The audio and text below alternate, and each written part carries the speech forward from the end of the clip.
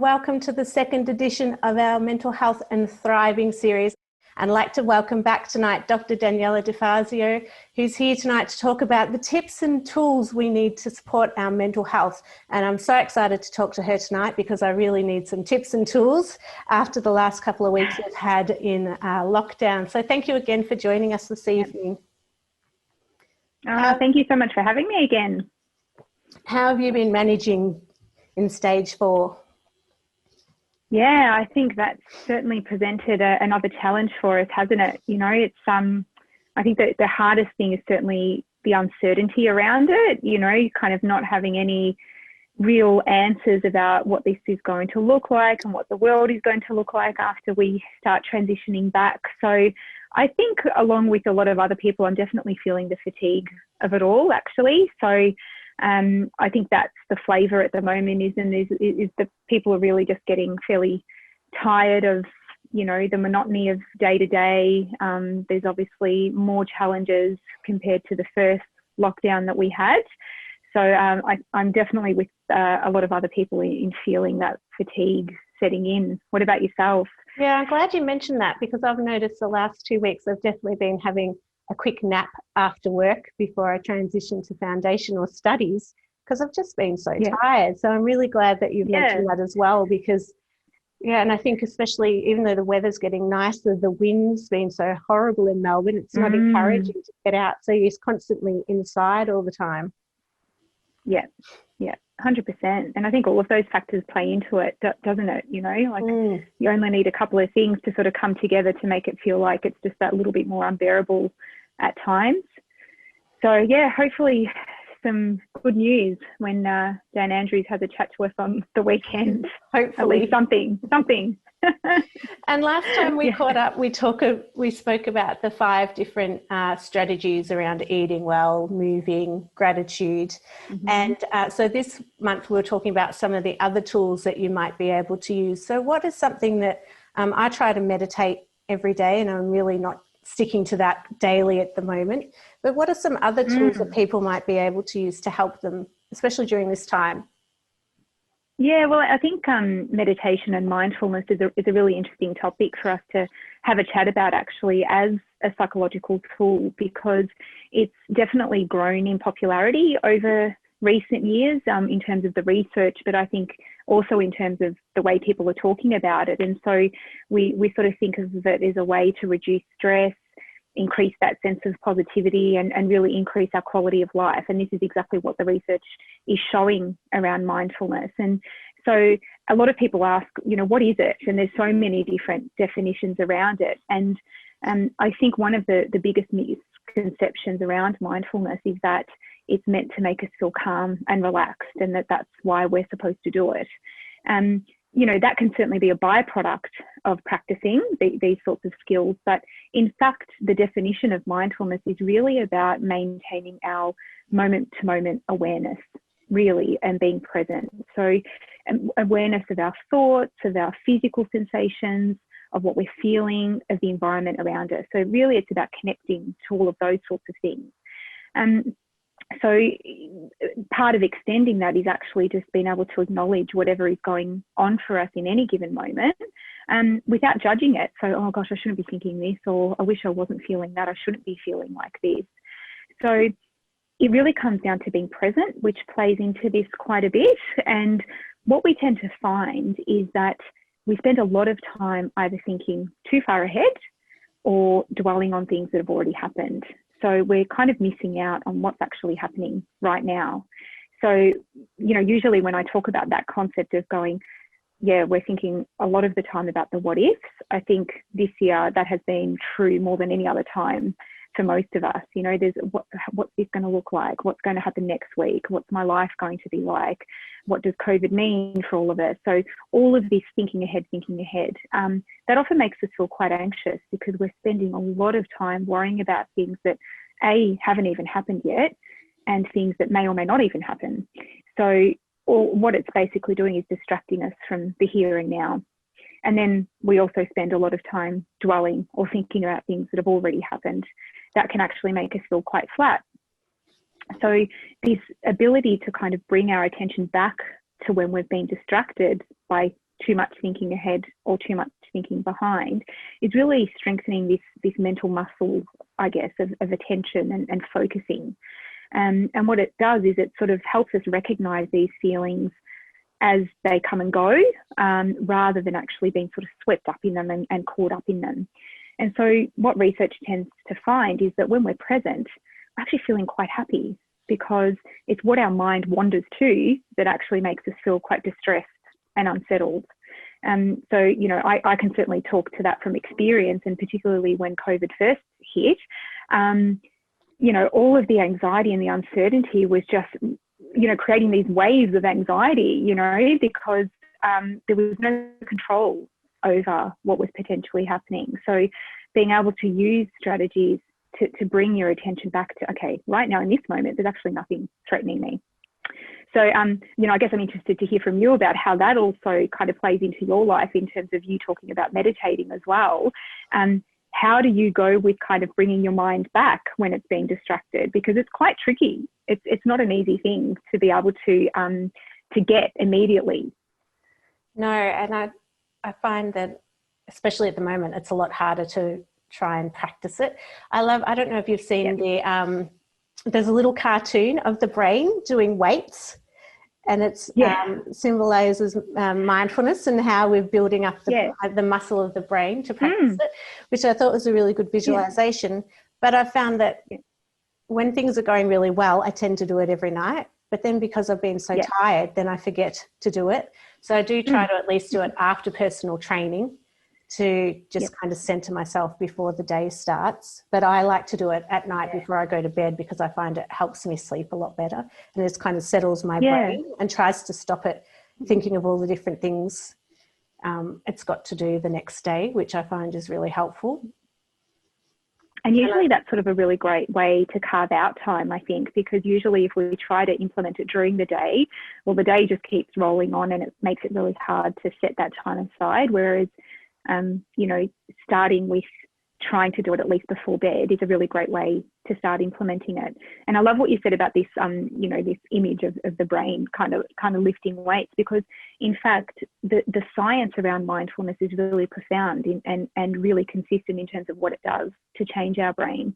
So what it does is that the regions of our brain that are really kind of activated when we're feeling stressed, or when we're even just rushing from task to task, they're kind of the same areas of the brain that are activated.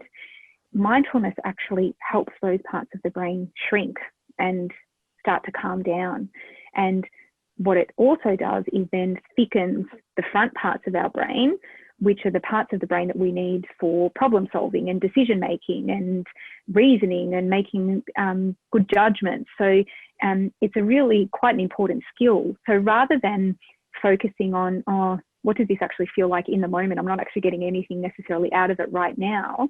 It's important to actually understand that the practice of it and the consistency of it is the bit that actually over time changes those things.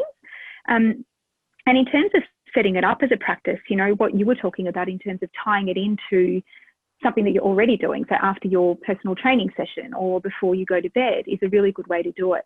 But meditation mindfulness is one form of practicing mindfulness, and that's not necessarily for everybody or the place where everybody can actually manage to start. So starting with bringing mindfulness to everyday activities can be a really good way to get the practice started. So things that you're already doing, so having a shower, brushing your teeth, having a cup of tea, eating a meal, you know, so all of those things that you're already doing, bringing mindfulness to it. And really what you're doing is noticing your experience of those activities.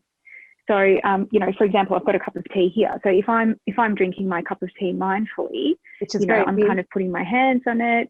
Yeah, it's a massive one. These are my it's a huge cup of tea. Yeah, mind you, this is my medium-sized one. I've got one that's even bigger than that. So that's a good 5 or 10 minutes of mindfulness just there, isn't it? Absolutely. Yeah, what a good way to build it in. But you know what I'm doing here, if I'm having this cup of tea mindfully, is I'm, you know, feeling the warmth of that tea against my hands. You know, I can bring it up to my face and I can smell it, and then I can take a sip and notice what it feels like as it's going down. all of that creates a mindful moment. And what you've done immediately is you've switched your brain into that mode of calming down that part that might be activated if we're stressed out. So any opportunity that you can do, you know, when you're having a shower, you're feeling the warmth of the water, the sensations, the smells, the temperature. The thing is with all of these activities that your mind will continuously distract you. And so the discipline is being able to notice with curiosity, oh, look at that, look where my mind went. Isn't that interesting? Okay, bring my attention back. So it's almost like a puppy that keeps running off and then you're bringing it back gently and then it runs off again and then you bring it back gently. So that training of refocus is what really kind of changes our brain and helps us to maintain that focus and attention. And the importance of that is that we know that when we're present, when we're focused on exactly what we're doing, we're actually feeling quite settled and quite happy. And they're really good strategies that are for free as well, where you're not having to pay. Yep.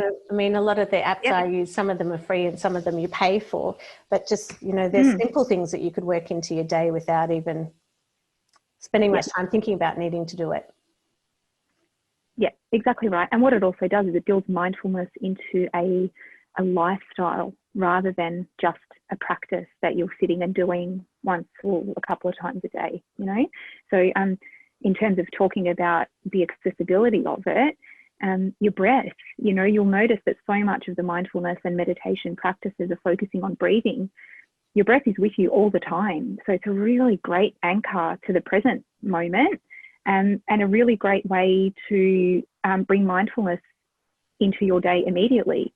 It's just remembering to do it. That's the problem, really, because when we're on, our default mode is being on autopilot, which is just going through the motions mindlessly, you know, one thing after another after another.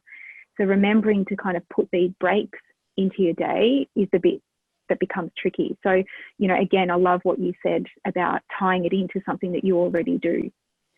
You know, so after you've done a workout or after you've been for a walk, you know, in normal times after we've driven home from work, just spend a minute in the car, in the driveway, you know, breathing for, you know, 10 deep breaths or even breathing for a minute.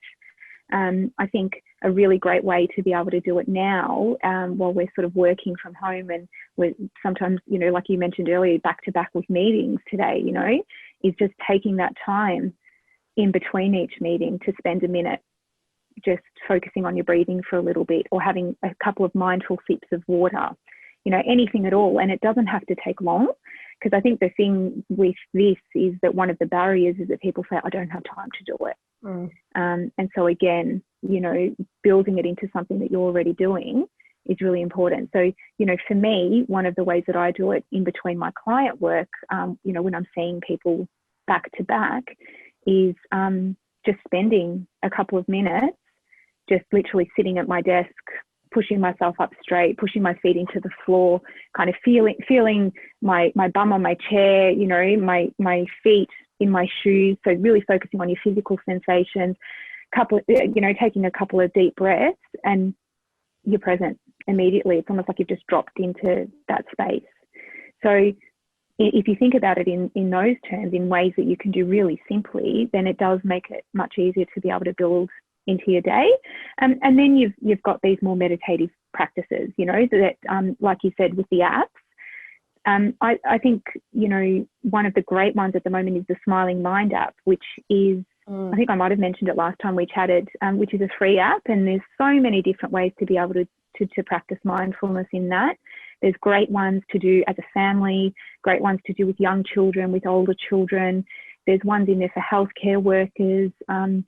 I think they've got a section called Mindfulness on the Go, which is for people at work, or these sort of mindfulness reset type practices that you can do in between your work tasks. So it's just about exploring it, starting to make it a habit, you know, and aim to sit at least once a day and to kind of get this into your day. I think your suggestion around just taking a minute or two in between tasks is really important. Because, like when we got on, I was so frazzled before we went live, going, oh, the camera wasn't working and I had the wrong link. But if you just have that minute, it just kind of just makes you reset yourself in a way, doesn't it? And helps you manage things a bit better, which I didn't get time. I didn't get time, as we're talking about, which I should have stopped and just said, I'm just going to reset my brain before we start this. But it's getting out of the mindset of I don't have enough time. Totally. Yeah, exactly. And the other thing about that too is that I think one of the biggest barriers is that people feel like they can't do it properly, you know, and so they sit to meditate or to focus on their breathing, and their mind is just chattering and chattering and chattering. And that's the point. The point is that we can never stop thoughts. We can never get rid of them. But what mindfulness helps you to do is to notice them. And that if you're noticing when you sit to do a meditation that your mind is super busy, then you've had a mindful moment and you've done it well. And then you'll notice that there's other times that you sit there and the mind is much more quiet. And so again, you've noticed that. So it's really just about the awareness of those moment to moment thoughts and feelings and sensations. And you look at it with curiosity. And what you're doing there is you're not getting swept up in it.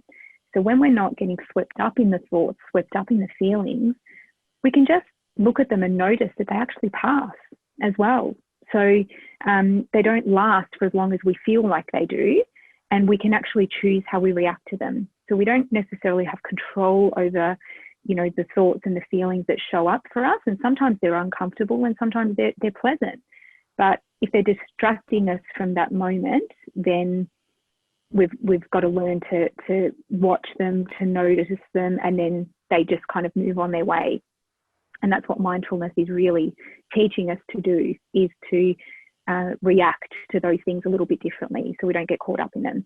So, you know, your example before about, you know, feeling frazzled before we jumped on, and, you know, you've just come off other meetings, and, you know, what happens there is that you get caught up in that, you know, and then you're convincing yourself, I'm frazzled, I'm going to make mistakes here, I'm not going to, you know, our minds criticize us and judge us and do all of those things. I think it's the same thing, you know, particularly for a lot of us that are working at home with children at the moment, that, you know, a lot of that sense of overwhelm, and you feel yourself kind of starting to boil over, and then, you know, you might react in a way that you then regret. And so the mindfulness part is being able to notice what do those sensations feel like, what's happening here, and then bringing yourself back to that moment. So then you can choose. Well, do I want to react like this, or do I need to actually just step outside for a minute, or do I need to just tell everyone to stop and take a breath?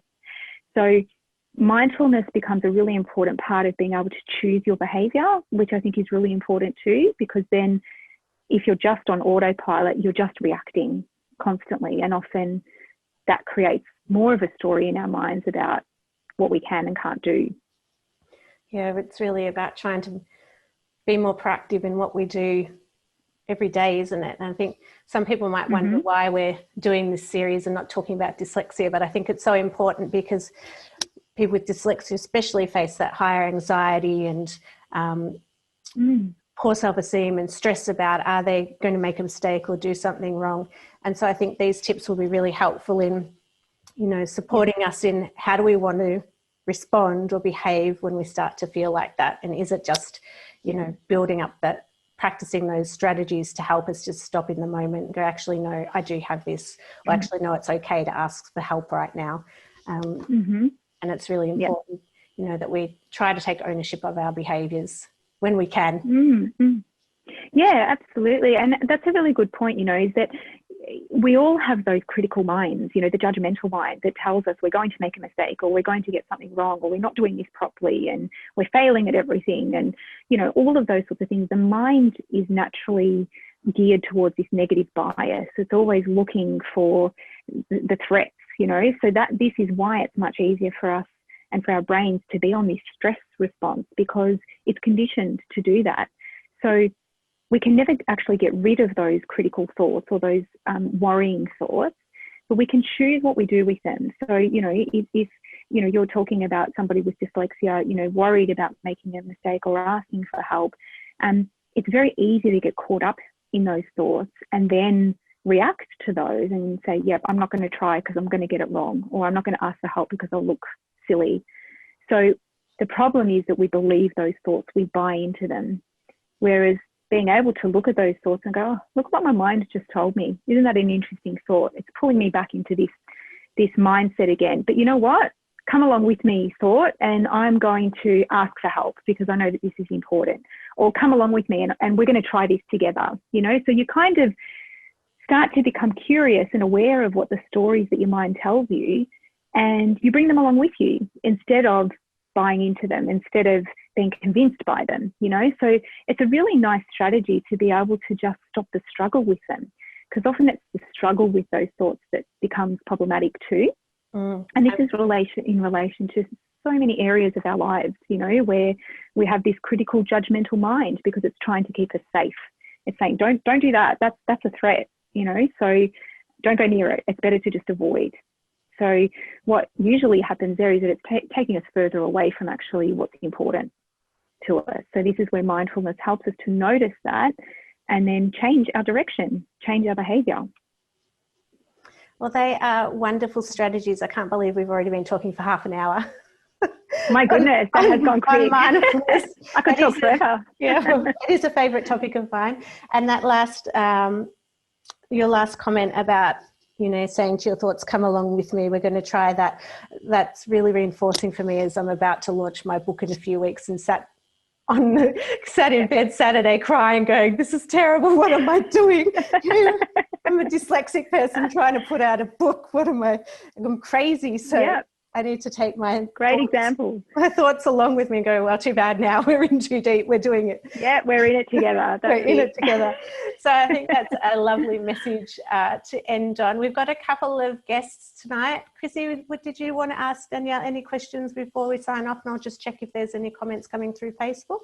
Yes, tonight's session has felt to me like a little celebration in terms of remembering what it's like to just sit down and to breathe, and you know, that we've got the choice to stop catastrophizing, and it's not the end of the world when we do make mistakes, even if we get our thoughts to come along with us and say, well, look, I'm just going to give this a go, and if it doesn't work out, it doesn't mean that it's going to be a catastrophic mistake which is going to keep on going, because we learn through our mistakes as well. So being terribly frightened of them is not a helpful thing. And I just loved the session because I was able to, as you were talking, I was able to feel my breath, listen to you, to what you were saying, feel my feet in my shoes. And I just thoroughly enjoyed it. It was a lovely session to actually be able to come and listen. So thank you for that. And I think a question for you might be, is there a trigger that you think people could catch hold of when they're feeling extreme stress? You know, sometimes I get feelings of I can't breathe because I haven't got enough time to do everything, which is ridiculous because, in fact, I've got exactly the amount of time that I have to do whatever it is I am doing, and it might not be as much as I'd want. But are there triggers that you might be able to suggest that we use when we feel that we just can't breathe? Yeah, I think it's a really great question, because that sense of not being able to breathe is part of that biological, physiological response that we get when we're stressed and we're panicked. You know, it's our body is meant to do that, isn't it? You know, it's the survival response, but our body is only meant to do that when there's a physical threat in front of us, and that helped us to survive back in the day as a human species. But unfortunately, in the modern world, imagined threat also gives us that fight or flight response, you know, where we can't breathe and we're preparing to run away from something or to fight it.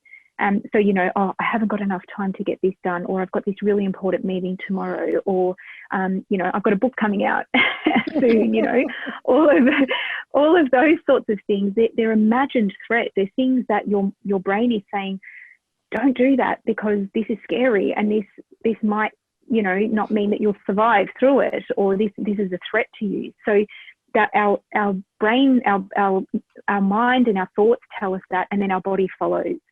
So it's important to remember that physiological response is actually helpful because it helps us survive, but it's not helpful in those moments. So what you're wanting to do is to tell your brain in that moment, actually, I'm safe.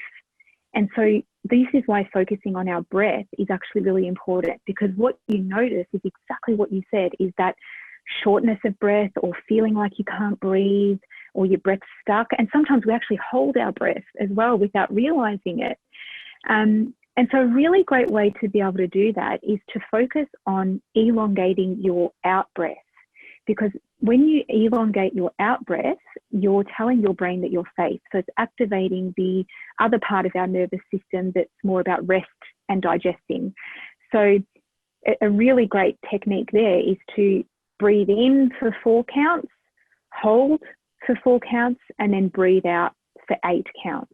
So you're doing longer on the out breath, and that's actually signaling to your brain that you're safe.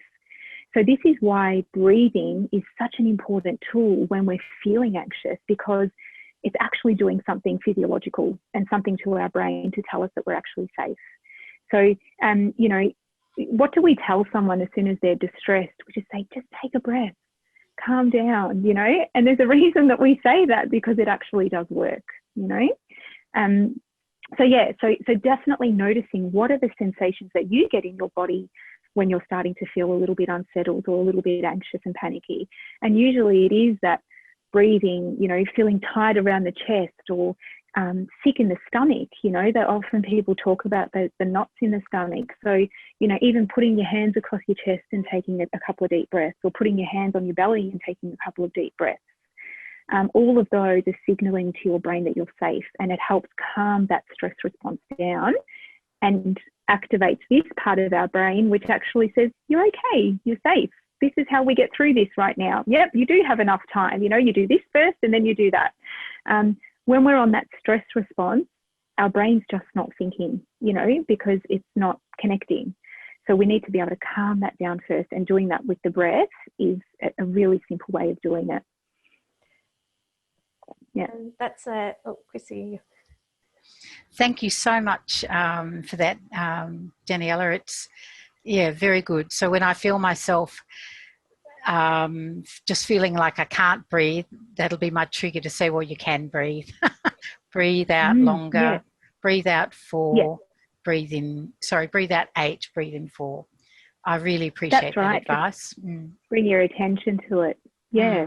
I think that's a great strategy, I think, particularly for everyone, but I think especially for us that have dyslexia, because we find ourselves in those stressful moments quite often, if we're at school or in the workplace or at home.